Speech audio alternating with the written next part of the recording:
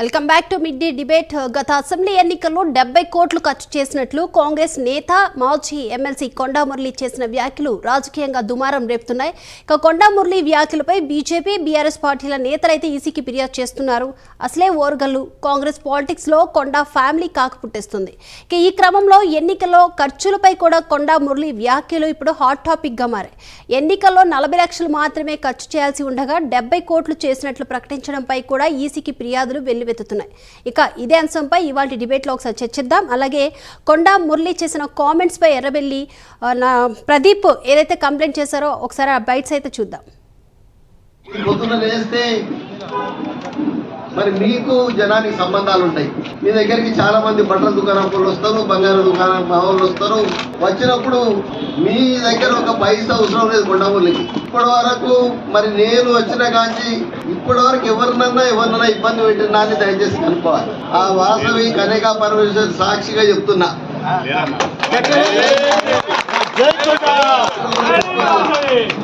ఎందుకంటే మా నాన్న వదందారు ఇంకా 500 ఎకరాలు నాకు మొన్ననే 16 ఎకరాల మీద ఎలక్షన్కి వచ్చిన 70 కోట్లు ఖర్చు పెట్టిన. ఇప్పుడు అందరికీ తెలుసు.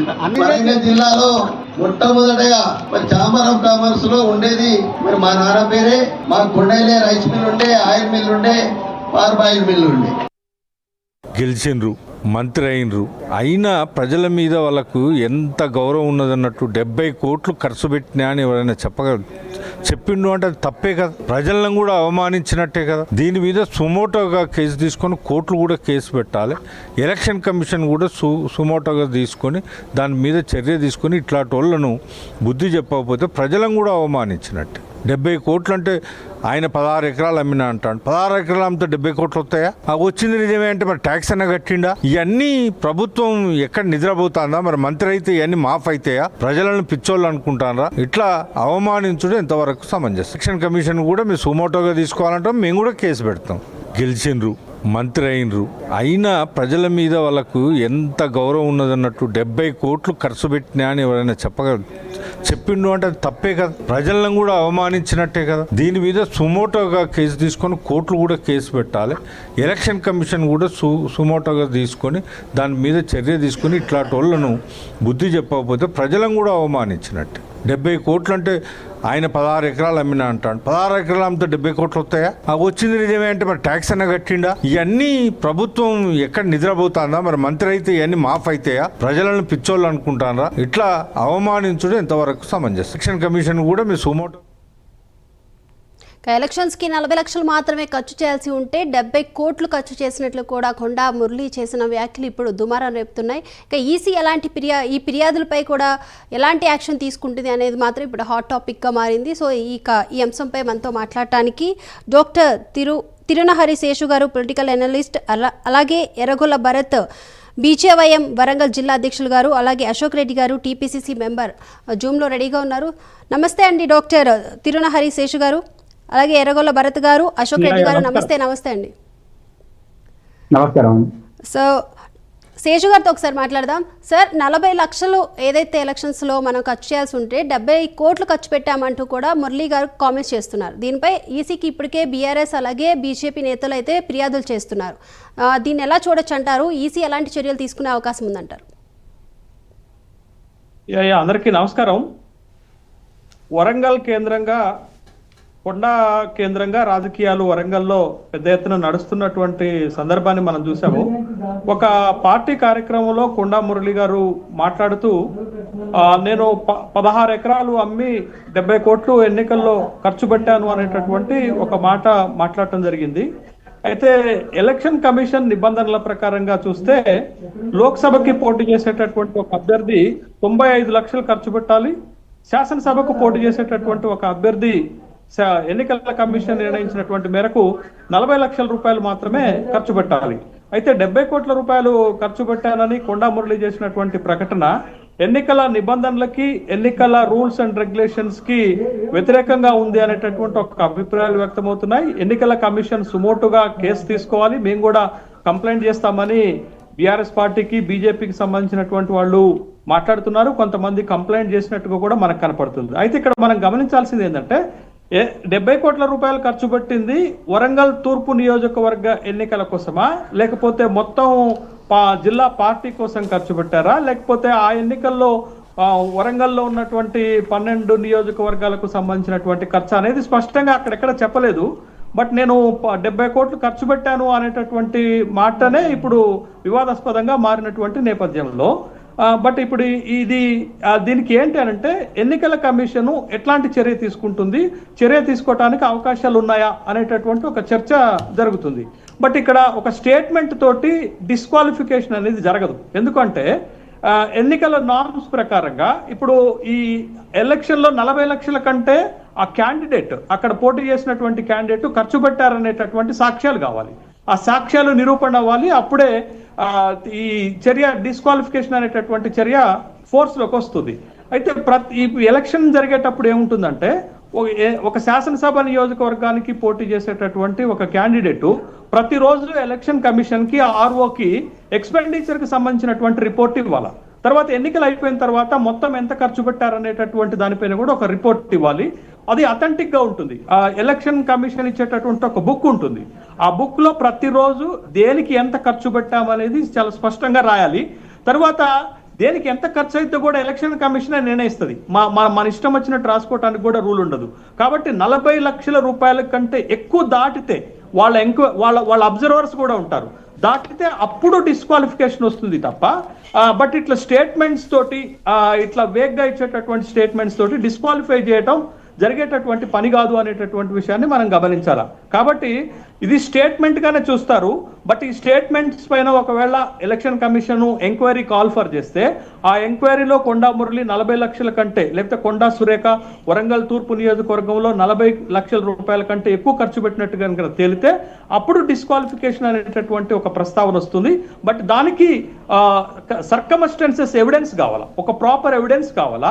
ఆ ఎవిడెన్స్ ఆధారంగానే చర్యలు చేపడతారనేటటువంటి విషయాన్ని గమనించాలా. మన దేశంలో ఒక 2 సంఘటనలు జరిగిన విషయాలు మీ ముందు చెప్తాను. ఒకటి 1971లో ఇందిరాగాంధీ రాయబరేలీ నియోజకవర్గం నుంచి పోటీ చేసి గెలిచారు ఎంపీగా. అయితే అక్కడ తన ఇందిరాగాంధీ చేతిలో ఓడిపోయినటువంటి రాజ్ నారాయణ అలహాబాద్ హైకోర్టులో ఒక కేసు వేశారు. ఇందిరాగాంధీ అధికార దుర్వినియోగం చేసి అక్రమాలు చేసి ఎన్నికల్లో గెలిచారు అనేటటువంటి ఒక కేసు వేస్తే 1975లో అలహాబాద్ హైకోర్టు ఒక తీర్పు ఇచ్చింది. ఇందిరాగాంధీ అక్రమాలకు పాల్పడ్డారు, అధికార దుర్వినియోగం చేశారు కాబట్టి ఇందిరాగాంధీ ఎంపీ పదవిని డిస్క్వాలిఫై చేస్తున్నామన్నారు. ఆ డిస్క్వాలిఫై అనేది ఒక కారణంగా, ఎమర్జెన్సీకి ఒక కారణంగా మనం భావిస్తాం. మొన్ననే మనం ఎమర్జెన్సీ 50 ఏళ్లు పూర్తయినటువంటి సందర్భంలో అనేక రకాల చర్చలు చేశాం. అంటే ఎమర్జెన్సీ ఈ దేశంలో రావడానికి ఇందిరాగాంధీ డిస్క్వాలిఫికేషన్ కూడా ఒక కారణమైంది అనేటటువంటి ఒక సాక్ష్యం మన ముందుంటే, రెండోది ఏంటి అంటే 2018లో మన తెలంగాణలో కొత్తగూడెం నుంచి ఎమ్మెల్యే గెలిచినటువంటి వనమా వెంకటేశ్వరరావు పైన కూడా అఫిడవిట్ ఇస్తారు. ప్రతి పోటీ చేసేటటువంటి అభ్యర్థి ఎలక్షన్ కమిషన్ ఆఫ్ ఇండియాకు ఒక అఫిడవిట్ ఇస్తారు. అది about assets, about criminal cases. మాకింత ఆస్తులు ఉన్నాయి, మా మీద ఇన్ని క్రిమినల్ కేసులు ఉన్నాయి అనేటటువంటి ఒక అఫిడవిట్ ఇస్తారు. ఆ అఫిడవిట్లో తప్పులు ఉన్నా కానీ డిస్క్వాలిఫై అవుతారు. వనమా వెంకటేశ్వరరావు తనకు సంబంధించినటువంటి ఆస్తులని అఫిడవిట్లో పొందుపరచలేదు అనేటటువంటి ఒక అభియోగంతో వనమా వెంకటేశ్వరరావు యొక్క శాసనసభ సభ్యత్వాన్ని డిస్క్వాలిఫై చేయడం జరిగింది. తను సుప్రీంకోర్టు దాకా వెళ్ళి మళ్ళా ఆ డిస్క్వాలిఫికేషన్ మీద స్టే తెచ్చుకోవడం జరిగింది. బట్ ఇవి జరిగినటువంటి సంఘటనలు. కాబట్టి కొండా మురళి స్టేట్మెంట్ ఆధారంగా డిస్క్వాలిఫై అనేటటువంటి చర్య తీసుకోవటం సాధ్యం కాదు. ఒకవేళ ఆ ఖర్చు గనక 40 లక్షలు దాటి ఉంటే వరంగల్ తూర్పు నియోజకవర్గంలో కొండా సురేఖ ఎమ్మెల్యేగా పోటీ చేసినప్పుడు అది సాక్ష్యాధారాల మేరకు నిరూపణ చేయగలిగితేనే డిస్క్వాలిఫికేషన్ అనేది వస్తుంది తప్ప నేను 100 కోట్లు ఖర్చు పెట్టాను అని ఒక మీడియా పరంగా చెప్పినా, ఆఫ్ ద రికార్డ్ చెప్పినా, ఆన్ ద రికార్డ్ చెప్పినా దానికి బలమైనటువంటి సాక్ష్యాలు ఉండాలి.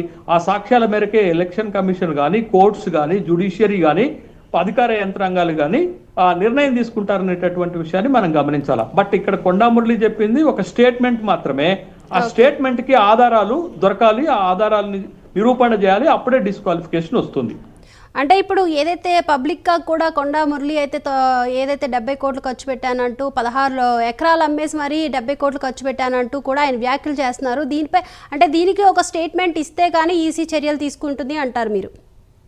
లేలే, ఇప్పుడు 70 కోట్లు తూర్పు నియోజకవర్గంలోనే ఖర్చు పెట్టారా, 70 కోట్లు ఎలక్షన్ కి సందర్భంగా ఖర్చు పెట్టారా, 70 కోట్లు పార్టీకి ఖర్చు పెట్టారా ఎన్నికల సమయంలో? ఇప్పుడు పార్టీ ఎక్స్పెండిచర్ ఉంటుంది, అభ్యర్థి ఎక్స్పెండిచర్ ఉంటుంది. పార్టీ ఎక్స్పెండిచర్ కూడా అభ్యర్థి ఎక్స్పెండిచర్ లో ఇంక్లూడ్ చేస్తారు. బట్ ఇది ఆ ఎన్నికల సమయంలో కరెక్ట్గా ఒక రికార్డ్ రూపంలో ఎలక్షన్ కమిషన్ కి సమర్పించాలి. ఆ రికార్డ్ ఆధారంగానే తర్వాత ఎలక్షన్ కమిషన్ అబ్జర్వర్స్ కూడా ఎంత ఖర్చు పెడుతున్నారు అనేది ఒక ఎస్టిమేషన్ ఇస్తారు. ఒక రఫ్ ఎస్టిమేషన్ ఉంటుంది వాళ్ళు నిర్ణయించినటువంటి ధరల మేరకు, వాళ్ళు నిర్ణయించినటువంటి కాస్ట్ మేరకు. బట్ అది ఎక్సీడ్ అయితేనే, అది ఎక్సీడ్ అయినట్టుగా మనకి ప్రాపర్ ఎవిడెన్సెస్, ఒక సర్కమస్టెన్స్ ఎవిడెన్స్ కావాలా. బట్ ఇట్లా స్టేట్మెంట్స్ తోటి డిస్క్వాలిఫికేషన్స్ అనేవి భారతదేశంలో ఇంతవరకు ఎక్కడా జరగలేదు. బట్ దానికి ఒక కాంకరెన్స్ ఎవిడెన్సెస్ కావాలి. ఒక స్టేట్మెంట్ ఆధారంగా చేసుకొని, అంటే రాజకీయ విమర్శలకు పనికొస్తుంది తప్ప డిస్క్వాలిఫికేషన్ లాంటి ఒక సహేతుకమైనటువంటి నిర్ణయం తీసుకోవడానికి ఇది పనికిరాదు. బట్ రాజకీయ విమర్శలు ఏంటంటే మనం కూడా అనేక సందర్భాల్లో మాట్లాడుకుంటా ఉండే, ఒక్కొక్క శాసనసభ నియోజకవర్గంలో ఒక్కొక్క అభ్యర్థి, ప్రధాన రాజకీయ పార్టీలకు సంబంధించినటువంటి అభ్యర్థులు 100 కోట్ల రూపాయలు ఖర్చు పెడుతున్నారండి. ఇవాళ ఎలక్షన్ కమిషన్ నిర్ణయించినటువంటి 40 లక్షల రూపాయలు కాదు. ఏ ఒక్క అభ్యర్థి, ప్రధాన రాజకీయ పార్టీ నుంచి పోటీ చేస్తున్నటువంటి ప్రతి అభ్యర్థి కూడా ఎన్నికల్లో లక్షల కోట్ల రూపాయలు ఖర్చు పెడుతున్నటువంటి సందర్భం. సాధారణంగా తెలుగు రాష్ట్రాల్లో ఒక్కొక్క శాసనసభ ఒక్కొక్క నియోజకవర్గంలో 50 నుంచి 100 కోట్ల రూపాయలు ఖర్చు పెట్టినట్టుగా మనకి ఏడీఆర్ రిపోర్ట్స్ చెప్తున్నాయి కదా. అసోసియేషన్ ఆఫ్ డెమోక్రటిక్ రిఫార్మ్స్ వాళ్ళు చెప్తున్నటువంటి ఒక రిపోర్ట్ ఏంటంటే సగటున ఇంత ఖర్చు పెడుతున్నారు. రెండోది, మన ఈ తెలంగాణ శాసనసభలో 86% మంది ఎమ్మెల్యేలు ధనవంతులే. అంటే వాళ్ళు పెట్టిన ఎందుకు టికెట్లు ఇచ్చారండి వాళ్ళకి? బీఫామ్స్ ఎందుకు ఇచ్చారు? వాళ్ళకి డబ్బు ఖర్చు పెడతారనేటటువంటి ఉద్దేశంతో కదా. 86% మంది ధనవంతులు ఇలా ఎన్నికైంది. ఒక్క ఎడ్మ బొజ్జు తప్ప ప్రతి ఎమ్మెల్యే బ్యాంక్ బ్యాలెన్స్లు చూస్తే లక్షల రూపాయలు ఉంటాయి. ఒక్క ఎడ్మ బొజ్జు బ్యాంక్ బ్యాలెన్సే ప్రాపర్ గా చూపిస్తే 5,000 6,000 రూపాయలు ఉన్నట్టుగా మనకి ఆన్ ద రికార్డ్ కనపడుతుంది. ఎన్నికల్లో పోటీ చేసేటటువంటి ప్రతి అభ్యర్థి కూడా ఒక కొత్త బ్యాంక్ అకౌంట్ తీసి ఆ బ్యాంక్ అకౌంట్ డబ్బులు వేసి ఆ బ్యాంక్ అకౌంట్ ద్వారానే ఎన్నికల ఎక్స్పెండిచర్ చేయాలనే నిబంధన ఉంటే ఎవరైనా చేస్తున్నారండి? బట్ ఎన్ని వయలేషన్స్ జరుగుతున్నాయి. అన్ని వయలేషన్స్ జరుగుతున్నప్పటికి కూడా డబ్బులు పంచుతున్నారు, లిక్కర్ పంచుతున్నారు, అక్రమాలకు పాల్పడుతున్నారు, కొనుగోళ్లు చేస్తున్నారు, ఇవన్నీ చేస్తున్నారు కదా. ఇవన్నీ కంటికి కనపడుతున్నాయి కదా. మరి ఎలక్షన్ కమిషన్ ఎక్కడైనా ఏ శాసనసభ్యుడి పైన, ఏ ఎంపీ పైన డిస్క్వాలిఫికేషన్ చేసిన సందర్భాలు మనం చూసామా? దానికి కారణం ఏంటి అని అంటే మనం చూపెడుతున్న లెక్కలు తప్పు, దానికి సాక్ష్యాధారాలు ఉండవు. ఇప్పుడు కొండమురళి లాంటి వాళ్ళకి కొంచెం ధైర్యంగా మాట్లాడేటటువంటి ఉన్నది కాబట్టి నేను ఎలక్షన్లో 70 కోట్లు ఖర్చు పెట్టినంటే 70 కోట్లు వరంగల్ తూర్పులోనే ఖర్చు పెట్టలేదు, నేను మొత్తం పార్టీకి ఖర్చు పెట్టినంటే ఏం చేస్తాం? పార్టీ ఎక్స్పెండిచర్ కూడా ఉంటుంది కదా. నేను పార్టీకి ఖర్చు పెట్టాను, పార్టీ గెలుపు కోసం ఖర్చు పెట్టాను అంటే that not taken in to the count. దాన్ని పరిగణలోకి తీసుకొని మనం ఆ ఒక్క స్టేట్మెంట్ ఆధారంగా డిస్క్వాలిఫై చేసేటటువంటి చట్టాలు మన దేశంలో లేవు. ఎలక్షన్ కమిషన్ ఆఫ్ ఇండియా స్వతంత్ర ప్రతిపత్తి కలిగి ఉన్నప్పటికీ కూడా అది లిమిటేషన్స్ లోనే పనిచేస్తుంది అనేటటువంటి విషయాన్ని మనం గమనించాలి.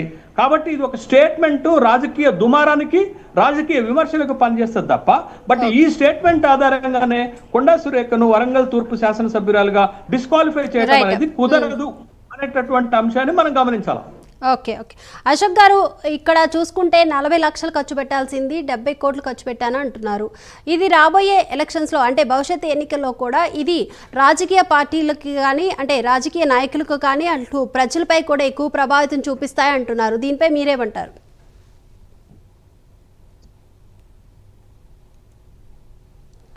అశోక్ గారు వినిపిస్తుందా అండి? హలో, వినిపిస్తుందండి. ఎస్. ఇది రాజకీయ ఏదైతే 70 కోట్లు ఖర్చు పెట్టామంటూ ఇప్పుడు కొండా మురళి గారు చేసిన వ్యాఖ్యలు ఇటు భవిష్యత్తులో రేపు రాబోయే ఎన్నికల్లో కూడా ఇటు రాజకీయ నాయకులకు కానీ ఇటు ప్రజలపై కూడా ఎక్కువ ప్రభావితం చూపించే అవకాశాలు ఎక్కువగా కనిపిస్తున్నాయి అనేది ఒక చర్చ. దీనిపై మీరేమంటారు? ఇది సాధారణంగా ఫ్లోలో మాట్లాడంగానే అది ఒక ఎలక్షన్ కమిషన్ గెలుపు కోసం ఒక సర్టిఫికెట్ ఇచ్చి ఉంటుంది, అప్పుడే అన్ని నిర్ధారణ అయి ఉంటాయి. అవన్నీ కోడిగుడ్డు ఈ టిఆర్ఎస్ ప్రభుత్వం చేసే, టిఆర్ఎస్ గతంలో చేసిన వీళ్ళ దొంగ అని అర్చినట్టుకున్నది. ఎందుకంటే కోడిగుడ్డు మీద ఈకలు వీగిన చందంగా ఉన్నది మాట్లాడే మాటలు. వీళ్ళు చేసే చేష్టలు నీళ్లు నిధులు నియామకాలు అని చెప్పి ఒక ఉద్యమం పార్టీ అని చెప్పుకొని డబ్బులు వసూళ్ల కోసం ఒక ఆర్థిక విధ్వంసం సృష్టించి ఈ రాష్ట్రాన్ని కొల్లగొట్టి ఇవాళ వాళ్ళకు చెప్పుకోవడానికి కూడా ఏది లేక ఒక మైండ్ గేమ్ ఆడడానికి ఇటువంటి గేమ్ ఆడు తప్ప వాళ్ళకు నైతిక విలువలు అనేటివి తెలిసి ఉంటే బాగుండు. అసలు మరి హుజూర్ నగర్ ఏడవేంది, హుజురాబాద్ ఏడవేంది, మునుగోడు ఎక్కడ పోయింది, ఇవన్నీ చేసినప్పుడు వాళ్ళు ఎన్ని కోట్లు ఖర్చు పెట్టిందో పబ్లిక్ లో ఒక్కసారి చర్చా వేదిక పెట్టుకుంటే చాలా వాళ్ళ నైతికతను చాటుకోవాల్సిన అవసరం ఉన్నది. మరి వీటన్నిటప్పుడు వేల కోట్లు ఎక్కంచెలు వచ్చినాయి, ఈ రాష్ట్రాన్ని కొల్లగొట్టింది చాలదట్న ఇంకా అని చెప్పి మేము ఈ సందర్భంగా తెలియజేస్తాం. సార్ అశోక్ గారు కొంచెం మీరు అంటే మీ సిట్టింగ్ అనేది కొంచెం సరిగ్గా కూర్చోరా, ఫ్రేమ్లో హాఫే పడుతున్నారు. ఓకే కొంచెం బ్యాక్ సైడ్ కూర్చోండి. ఓకే రైట్ సార్, రైట్ చెప్పండి సార్. ఈ రాష్ట్రంలో ఆర్థిక విధ్వంసం అనేది ఒక 10 ఏళ్లలో ఈ రాష్ట్రాన్ని కొల్లగొట్టింది టిఆర్ఎస్ ప్రభుత్వం. అటువంటిది ఇవాళ మునుగోడు గాని, హుజురాబాద్ గాని, తర్వాత హుజూర్ నగర్ గాని ఎలక్షన్లలో బై ఎలక్షన్లలో వాళ్ళు విచ్చలవిడిగా డబ్బులు ఖర్చు పెట్టి దొంగ అని అరిచినట్టుకున్నది వాళ్ళ చేష్టలు చూస్తే. ఇవాళ ఫ్లోలో మాట్లాడంగానే కాదు, ఎన్నికలప్పుడు ఎలక్షన్ కమిషన్ ఒక సర్టిఫికెట్ ఇస్తుంది. ఆ సర్టిఫికెట్ ఏ విధంగా ఇచ్చిళ్ళు? గెలిస్తే ఇచ్చిల్లా, గెలవకుండా ఇచ్చారా? రైట్. సో భరత్ గారు ఇప్పుడు ఏదైతే కొండా మురళి గారు చేసిన వ్యాఖ్యలు ఇప్పుడు రాజకీయంగా చర్చించుకుంటున్నాయి, అలాగే కాంగ్రెస్ అధిష్టానం కూడా చాలా సీరియస్గా ఉంది. ఇప్పుడు ఏదైతే మురళి వ్యాఖ్యలకి కొండా సురేఖపై ఎక్కువగా ప్రభావం చూపించే అవకాశం ఉంది, అధిష్టానం నుంచి కొండా సురేఖకి కొంచెము పార్టీ నుంచి ఆమెకి ఒత్తిడి ఎక్కువ వస్తుంది అనేది మాత్రం వినిపిస్తున్న చర్చ. దీనిపై మీరేమంటారు? ఇప్పుడు ఫస్ట్ నుంచి మనం చూసుకున్నట్లయితే 1975 నుంచి చూసుకున్నట్లయితే ఇప్పుడు 50 సంవత్సరాలు పూర్తి వస్తున్నది. కాంగ్రెస్ గవర్నమెంట్ మనం ఎక్కడ చూసినా కూడా రాజ్యాంగానికి, ప్రజాస్వామ్యానికి వ్యతిరేకంగా పనిచేసిన దాఖలాలు మనకు కనబడుతున్నాయి. ఆడ పైన అధిష్టానం ఎట్లుంటే కింద వాళ్ళ పార్టీ లీడర్లు అట్లుంటారు. యథా రాజా తదా ప్రజ. మొన్నటి వరకు మనం చూసినాం, ఇందిరాగాంధీ గారి నుంచి మొదలు పెట్టుకుంటే ఇందిరాగాంధీ గారు కావచ్చు, రాహుల్ గాంధీ గారు కావచ్చు, సోనియా గాంధీ గారు కావచ్చు, ఎప్పుడు కూడా రాజ్యాంగానికి వ్యతిరేకంగానే పనిచేసి వాళ్ళు రాజ్యాంగాన్ని ఏ రోజు పట్టించుకోలేదు. ఇవాళ సేమ్ అదే రూట్ లో కొండమురళి గారు ఇప్పుడు వీళ్ళు అంటున్నారు మన ఎలక్షన్ కమిషన్ సర్టిఫికేట్ ఇచ్చింది. ఇప్పుడు అఫిడేవిట్ అని అంటారండి. అఫిడేవిట్ ని దేని అంటారు? మనం స్వయంగా మనం ఒక నోటరీ దగ్గర పోయి మనం చెప్పింది ఆడ రాపించుకొని దాన్ని వెరిఫికేషన్ చేయించుకొని వచ్చింది దాన్ని అఫిడేవిట్ అంటారు కదా. ఇలా దీన్ని కూడా ఒక మాట అంటే నోట్లకి ఒక మాట వస్తే దానికి అద్దు పద్దు అనేది ఏమి ఉండదా అని చెప్పేసి నేను అడుగుతున్నా. First point. ఆయన స్వయంగా ఆయన నోట్లకి వెళ్ళి అడిగింది. ఆ నోట్లకి వెళ్ళి ఆయన అన్నాడు కదా, వేరేటోళ్ళు అయితే ఎవరో మైకులు పెట్టి లేకుంటే ఏదో ఎడిట్ చేసినది కాదు కదా. 16 ఎకరాలు అమ్మినా అన్నాడు. ఎక్కడ అమ్మినా కూడా ఇంతకుముందు వరంగల్ తూర్పులో చర్చలు నడిచినాయి. అదంతా అందరికి తెలుసు. 16 ఎకరాలు అమ్మి ఎలక్షన్ కి వస్తాడు అని చెప్పేసి అందరూ అన్నారు వరంగల్ తూర్పులా. తర్వాత ఎలక్షన్ కి వచ్చిండు. ఎలక్షన్ కి వచ్చిన తర్వాత ఇలా స్వయంగా ఇన్ని రోజులు రూమర్స్ ఉన్నాయండి. ఇవాళ ఆయనే కదా కన్ఫర్మ్ చేసి సర్టిఫికేట్ ఇచ్చింది. ఆయన ఓన్ గా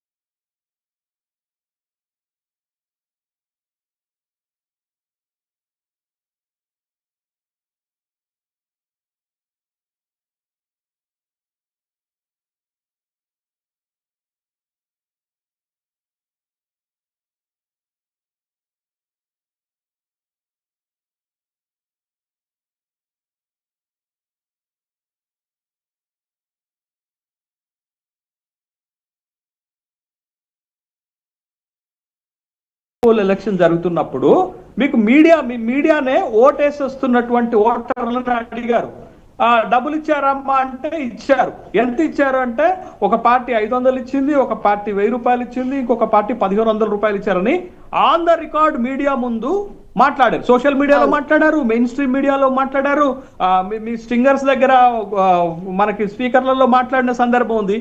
బట్ అది సరిపోతుందా? డబ్బులు ఇచ్చింది వాస్తవం, కానీ అక్కడ ప్రజలు చెప్పింది వాస్తవం. ఇన్ని వాస్తవాలు మన కళ్ళ ముందు కనపడుతున్నప్పుడు సుమోటో కేసులు తీసుకోవటం వీలు కాదండి. సుమోటోగా కేసులు ప్రకటనలు తర్వాత ఆరోపణలు వేరు, ఈయన స్వీయ ప్రకటన చేసిండు కదా, ఇప్పుడు రెండే అనుకోవచ్చు మనం. ఇప్పుడు ఆయన నోటితోనైనా చెప్పిండు కదా, నోటితో ఆయన స్వయంగా చెప్పిండు. ఇక్కడ మనం రెండే అనుకోవచ్చు, ఒకటి ఆయనకు మత సీమితం లేక చెప్పిండా, లేకుంటే కావాలని చెప్పిండా? అది తప్పు.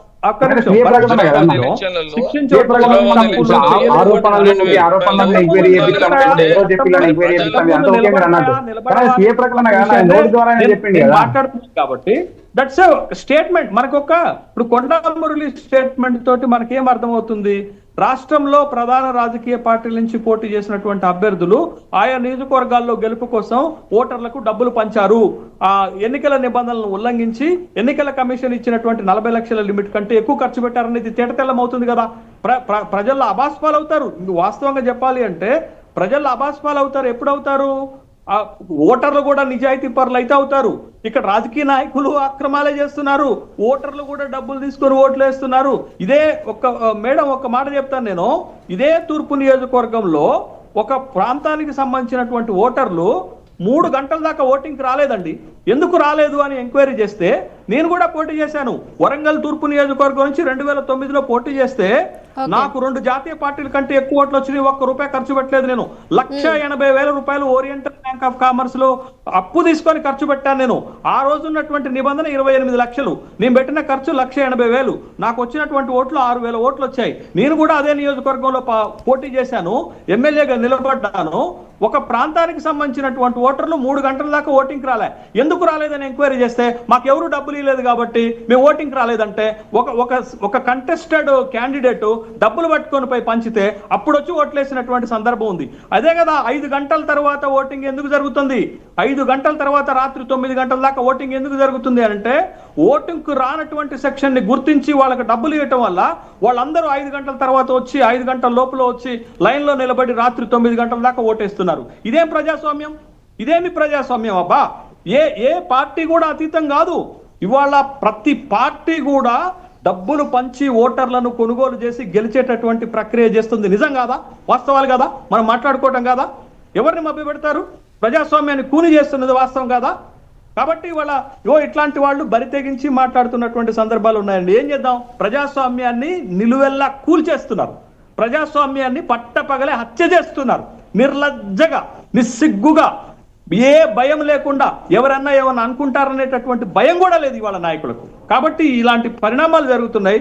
వీటన్నిటికీ పరిణామాలకు చెక్కు పెట్టాలంటే ఎలక్షన్ కమిషన్ ఆఫ్ ఇండియా బలమైన చట్టాలతో రావాలా, పోలీస్ యంత్రాంగము నిఘాతో పనిచేయాలా. అరే కొన్ని సందర్భాల్లో మీరు చూడండి, ఇదే పరకాల నియోజకవర్గంలో 2018 ఎన్నికల్లో పోలీసు వాహనాల్లో డబ్బులు పంచారు. ఇది ఆరోపణ, ఇది వాస్తవం. కానీ ఎక్కడికి పోతుంది ప్రజాస్వామ్యం? కాబట్టి ఇవాళ ఏ పార్టీ అతీతం కాదండి. ఇవాళ ఖచ్చితంగా బలమైన కఠినమైన చట్టాలు రావాలా. ఇట్లాంటి మాల్ ప్రాక్టీసెస్, ఇట్లాంటి డబ్బులు పంపకం, ఇట్లాంటి ఎన్నికల నిబంధనలకు వ్యతిరేకంగా ప్రవర్తించేటటువంటి వాళ్ళని ఇమీడియట్ గా డిస్క్వాలిఫై చేసేటటువంటి ఒక కఠినమైనటువంటి చట్టాలు రాకపోతే వీళ్ళెవ్వరికి భయం ఉండదు. రాబోయే రోజుల్లో కూడా 100 కోట్ల రూపాయలు సామాన్యుడు ఇవాళ పోటీ చేయడానికి భయపడుతుండు. నేను పోటీ చేయట్లేదండి, 2 సార్లు ఎమ్మెల్యేగా పోటీ చేశాను. ఇవాళ ఇన్ని 100 కోట్లు ఖర్చు పెట్టడానికి భయపడి ఒక అధ్యాపకుడిని, నగరంలో ఇంత పలుకుబడి ఉన్నటువంటి వాడిని ఎన్నికల తెరువుకి వెళ్ళట్లే. ఎందుకు అంటే తట్టుకోలేకపోతున్నాం. ప్రధాన రాజకీయ పార్టీల అభ్యర్థులు పెట్టే ఖర్చుతో తట్టుకోలేకపోతున్నాం. కాబట్టి ఇవాళ మేము ఎన్నికలు అనేటటువంటి ప్రయత్నాన్ని కూడా మానుకొని పక్కకు పోయినాం రాజకీయాల నుండి. ఒక రాజకీయాల్లో విలువలు కాపాడాలని వచ్చి ఇవాళ రాజకీయాల నుంచి తప్పుకోవడానికి కారణం ఏంటంటే 100 కోట్ల రూపాయల ఒక్క శాసనసభ నియోజకవర్గానికి 2,70,000 మంది ఓటర్లు ఉండేటటువంటి నియోజకవర్గంలో 100 కోట్ల రూపాయలు ఖర్చు పెట్టామంటే ప్రతి ఓటర్కి డబ్బు ఇచ్చుకుంటున్నట్టు లెక్క కదా. అవును అవును సార్, రైట్. ఇక భరత్ గారు, అశోక్ గారు, ఇప్పుడు ఏదైతే శేషు గారు మాట్లాడింది మనం ఏదైతే డిస్క్వాలిఫై చేయాలి అంటూ కూడా చెప్తున్నారు. ఓటర్లని ప్రభావితం చేస్తుందే రాజకీయ నాయకులు, ఇది డబ్బులు ఏదైతే ఈసీ దీనిపై కఠిన చర్యలు తీసుకురావాలి అంటుంది. దీనిపై మీరేమంటారు అశోక్ గారు? అది 100% అండి. ప్రజాస్వామ్యాన్ని గౌరవించే పార్టీగా మేము మాట్లాడేది ఒకటే, మేము ప్రజాస్వామ్య విలువలకు కట్టుబడి ఉంటాం. ప్రజాస్వామ్యాన్ని ఎప్పుడు కూడా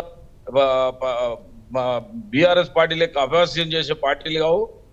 భారతీయ జనతా పార్టీ కూడా ప్రజాస్వామ్యాన్ని ఏ పార్టీ విలువిస్తుందో మీకు రోజు టీవీలలో చూస్తా ఉన్నాం. ఒక భారత రాజ్యాంగం రచించిన అంబేద్కర్ రచించిన రాజ్యాంగాన్ని కూడా మార్చే ప్రయత్నం చేసిన మర్చిపోలేదు. అలాగే ప్రయత్నం చేసిందని చెప్పింది ఓన్లీ కాంగ్రెస్ పార్టీ అండి. ప్రయత్నం చేసిందని చెప్పింది ఓన్లీ కాంగ్రెస్ పార్టీ, కానీ రాజ్యాంగాన్ని మార్చి చూపెట్టింది కాంగ్రెస్ పార్టీ కదా. 1975లో రాజ్యాంగాన్ని మార్చింది. మొదటి సవరణ జరిగింది 1975లో కదా. అప్పటి నుంచి ఇప్పటి వరకు ఎన్నిసార్లు సవరణ చేసింది, ఎన్నిసార్లు రాజ్యాంగాన్ని మార్చింది అనేది మీరు ఒకసారి ఆత్మపరిశీలన చేసుకోవాలి. ఆత్మపరిశీలన చేసుకున్న తర్వాత మీరు భారతీయ జనతా పార్టీ ఇవాళ భారతీయ జనతా పార్టీ అధికారంలోకి వచ్చిన కాడ నుంచి భారతీయ జనతా పార్టీ ఇవాళ అంబేద్కర్ కి ఎక్కువ గౌరవం ఇచ్చింది. అంబేద్కర్ జయంతులు కావచ్చు, వర్ధంతులు కావచ్చు, పార్లమెంట్ అంబేద్కర్ పేరు పెట్టింది. భారతీయ జనతా పార్టీ ఏం చేసింది, కాంగ్రెస్ పార్టీ ఏం చేసింది, రాజ్యాంగం రూపొందించడం కాదండి. 1975లో ఫస్ట్ సార్ అంబేద్కర్ గారు రచించిన రాజ్యాంగాన్ని అవమానించింది ఎవరు? అదొకసారి మీరు ఆత్మపరిశీలన చేసుకొని ఇప్పటికైనా మీరు అంటున్నారు కదండి కాంగ్రెస్ పార్టీ ప్రజాస్వామ్య పార్టీ అంటున్నారు కదా. మీరు ఇప్పుడు మీ కొండమురళి గారు చేసిన వ్యాఖ్యలను మీరు దాన్ని సీరియస్ గా తీసుకొని దాని మీద మీరు ఎంక్వైరీ పెట్టియండి. మేము దాన్ని సమర్థిస్తాము. అంతేగాని మీరు దాన్ని ముందర పెట్టుకొని మీరు బీజేపీ కాంగ్రెస్ ఇంతకుముందు ఇప్పుడు టీఆర్ఎస్ లో ఇంతకుముందు అయితే ఎవరైతే టీఆర్ఎస్ ఉన్న లీడర్లు ఇప్పుడు మళ్ళీ అది కాంగ్రెస్ నుంచి మీ పార్టీల నుంచి పోటీ చేస్తున్నారండి. పోటీ చేసి ఇప్పుడు వాళ్ళే అక్రమాలకు పాల్పడ్డారు. ఇంతకుముందు ఇదే తూర్పు నియోజకవర్గంలో కొండమురళి గారు మంత్రి ఉండే, కొండ సురేఖ గారు మంత్రి ఉండే, అంతకుముందు మీ బసవరాజ్ సారయ్య గారు మంత్రి ఉండే. ఇంతకుముందు మన కేసీఆర్ చెప్పిండు, ఏం చెప్పిండు, వరంగల్ తూర్పు ప్రజలకు డబ్బును అలవాటు చేసిండు. డబ్బును అలవాటు చేసింది ఎవరండి? లాస్ట్ 15 సంవత్సరాలు 20 సంవత్సరాలు చూసుకుంటే బసవరాజ్ సారయ్య గారు కావచ్చు, కొండ సురేఖ గారు కావచ్చు, మళ్ళీ ఇప్పుడు కొండ సురేఖ గారు కావచ్చు, ఇప్పుడు మళ్ళీ కొండ సురేఖ గారు కావచ్చు, వీళ్ళందరూ కంటిన్యూస్ గా వీళ్ళందరూ కాంగ్రెస్ కు సంబంధించిన వాళ్ళు కదా. ఇవాళ మళ్ళీ వాళ్ళు కాంగ్రెస్ కి వచ్చి వాళ్ళు చిన్నప్పటి నుంచి వాళ్ళ బ్లడ్ కాంగ్రెస్ కదా. వాళ్ళు స్కామ్ చేసింది కాంగ్రెస్ లో కదా, వాళ్ళు డబ్బు వంచింది కాంగ్రెస్ లో కదా. ఇవాళ మీరు నిజంగా ప్రజాస్వామ్యాన్ని మీరు గౌరవించే వాళ్ళు అయితే కాంగ్రెస్ పార్టీ నిజంగా ఇవాళ నేను తూర్పు నియోజకవర్గం నుంచి సవాల్ చేస్తానా, కాంగ్రెస్ అధిష్టానం దీన్ని సీరియస్ గా తీసుకోవాలి. తీసుకొని ఇమీడియట్లీ ఆయన మీద ఎంక్వైరీ పిటిషన్ వేయాలి. మీ కాంగ్రెస్ పార్టీ టీమ్ ఇవాళ నిన్న అన్నాడు, నేను పిలవలేదు, నీ కాంగ్రెస్ పార్టీని ఎవరు పిలవలేదు, నేనే వేనా అన్నాడు. దాని ఇంతవరకు మీరు దానికి మళ్ళీ దానికి ఏమో రిటర్న్ కౌంటర్ కూడా ఇవ్వలేదు. మరి మీరు గెలిచి ఆయనే వచ్చిందా అనేది ఏమి ఇవ్వలేదు. మీరు ఫస్ట్ ఒక దానికోసం కమిటీ వేయండి. కాంగ్రెస్ పార్టీ నిజంగా ప్రజాస్వామ్యాన్ని మీరు గౌరవించే పార్టీ అయితే దానికి ఒక కమిటీ వేయండి. కమిటీ వేసి బట్టబయలు చేయండి. ప్రజాస్వామ్యంగా మేము ఎలక్షన్లలో గెలిచినామని చెప్పేసి బట్టబయలు చేయండి. బట్టబయలు చేసినప్పుడు అందరూ మిమ్మల్ని సమర్థిస్తారు కదా. అంతేగాని మీరు దాన్ని పక్కకు పెట్టి బీజేపీని అనడము, బీఆర్ఎస్ అనడము, లేకుంటే వీలేదో అది అనడం అంత కరెక్ట్ కాదు. ఎందుకంటే వరంగల్ తూర్పులో మనం ఎప్పటి నుంచో చూస్తున్నాం. ఇక్కడ ఇప్పుడు శేషాన్ అన్నాడు, శేషాన్ అనలిస్ట్ అందరికి కింద గ్రౌండ్ లెవెల్ నుంచి శేషాన్న మొత్తం తెలుసు. తెలిసి ఒక పెద్ద మనిషి మాట్లాడాడు. దాన్ని 100% దాన్ని ఇంప్లిమెంటేషన్ చేసింది కాంగ్రెస్ గవర్నమెంట్. పర్యాయాలు 4 ఎక్కడ మన సిద్దిల రాజయ్య గారి నుంచి మొదలు పెడితే 4 సిద్దిల రాజయ్య గారు కావచ్చు, బసవరాజ్ సారయ్య గారు కావచ్చు, ఇప్పుడు అంత మధ్యలో మళ్ళీ కొండ మురళి, కొండ సురేఖ గారు కావచ్చు, ఇప్పుడు మళ్ళీ కొండ సురేఖ గారు కావచ్చు. ఇలా మళ్ళీ కాంగ్రెస్ పార్టీ మీద బురద జల్లేదాన్ని చూస్తే ప్రజలు గమనిస్తా ఉన్నారు. మొన్నటికి మొన్న బుద్ధి చెప్పిళ్ళు, మళ్ళీ చెప్పడానికి కూడా సిద్ధంగా ఉన్నారు. స్థానిక సంస్థల లోపే ఎవరెవరు జైలు పోతారు, ఎవరెవరు ఏం చేస్తారు అనేది అన్ని బయటకు వస్తాయి. ఇప్పుడు ఇవన్నీ అయినాకనే స్థానిక సంస్థల ముందే ఇవన్నీ జరుగుతాయి. తొందరపడద్దు, ఇవన్నీ ప్రజలు గమనిస్తా ఉన్నారు. మరి కోర్టులు కూడా ఏ విధంగా తీర్పిస్తున్నాయో చూస్తూనే ఉన్నాం. మరి అక్కడ ఏమైంది, వేములవాడ ఏమైంది? వేములవాడ కూడా కోర్టు చెంపపెట్టలాగా తీర్పిచ్చిందా? శేషు అన్న చెప్పే వేములవాడ ఏమైంది? పౌరసత్వం గురించి ఎన్ని రోజులు మీరు అన్నారు, ఇప్పటిదాకా 10 ఏళ్ల తర్వాత తీర్పు వచ్చిందంటే పౌరసత్వం గురించి ఏమైంది? ఆయన ఎన్ని లబ్ధి పొందిండు, ఎంత అనుభవించిండు, అవన్నీ రికవర్ చేయాలిగా. కేంద్ర ప్రభుత్వం అధికారంలో ఉన్నది, మరి తప్పని తెలిసింది.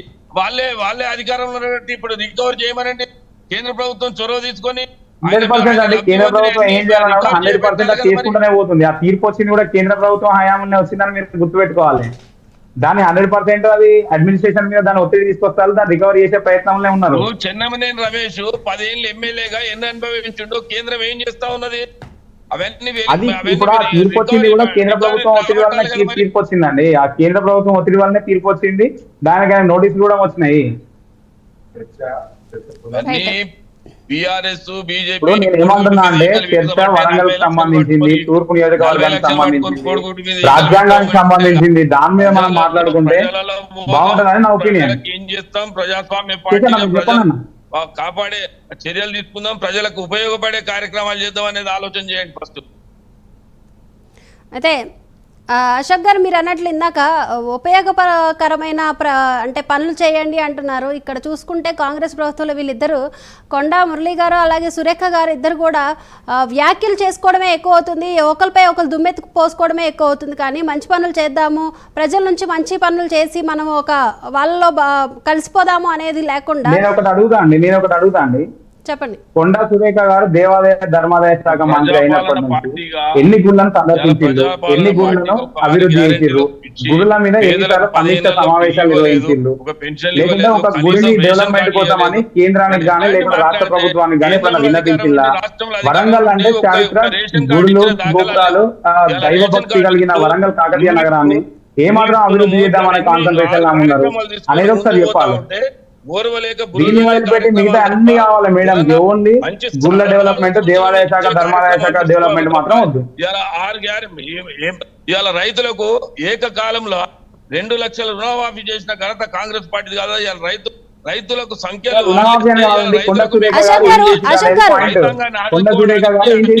దేవాదాయ ధర్మాదాయ శాఖ మంత్రి ఉండి ఏం చేసిళ్ళు? అశోక్ గారు ఇక్కడ భరత్ గారు అడుగుతున్న క్వశ్చన్ కూడా కరెక్టే కదండి. దేవాదాయ శాఖ మంత్రిగా ఉండి తను ఏం చేయట్లేదు దేవాలయాలకి అంటున్నారు. సో అంటే ఇప్పుడు ఈ గొడవలు ఆడుకోవడమే సరిపోతుంది కానీ దేవాలయాల్ని ఏదైనా మార్చాలి అనుకుంటున్నారు కానీ చేయట్లేదు అంటున్నారు. భద్రకాలు ఏమన్నా ప్రోటోకాల్ దర్శనాల కోసము, లేకుంటే ప్రోటోకాల్స్ ల కోసము, లేకుంటే వాళ్ళ కార్యకర్తలు లోపలికి రావడం కోసమే కందిలు అనేసుకొని మన రాజేందర్ రెడ్డి గారు కావచ్చు, కొండపల్లి గారు కావచ్చు, వీరిద్దరు కొట్లాడ పెట్టుకొని ఇంత దూరం తీసుకొచ్చింది పంచాయతీ. ఎన్ని తీసుకుంటున్నావు? అర్చక సమాఖ్య వాళ్ళని అడగండి, వాళ్ళే చెప్తారు. అర్చక సమాఖ్య వాళ్ళు ఏం చేస్తున్నారండి? వాళ్ళ కోసం వీళ్ళు ఏం చేసి అనేది ఒక డిపిఆర్ కావాలి కదా. కేంద్ర ప్రభుత్వానికి ఎన్నిసార్లు డిపిఆర్ పంపి మొన్న కొండసురేఖ గారు మాట్లాడేది కేంద్ర ప్రభుత్వం వాటాలు ఇస్తలేదు, మన గోదావరి పుష్కరాల మీద వాటాలు ఇస్తలేదు అన్నది. మీరు డిపిఆర్ ఎప్పుడు తయారు చేసిండు, ఎప్పుడు డిపిఆర్ ఎవరికి పంపించిండు? ఒక్కసారైనా సమీక్ష సమావేశం నిర్వహించిల్లా ఇంతవరకు దేవాలయాల అభివృద్ధి మీద? రాజన్న సిరిసిల్లలో ఒప్పుకొని పోయిండు, 100 కోట్లు పెట్టి నేను వేములవాడను అభివృద్ధి చేస్తా అన్నాడు, మాటిచ్చి తప్పిండి. కాంగ్రెస్ పార్టీ అధికారంలోకి వచ్చినాక వెంటనే ఇదే ప్రైమ్ మినిస్టర్ తీసుకొని పోదాం అక్కడికి. Right, thank you so much Ashok garu. అలాగే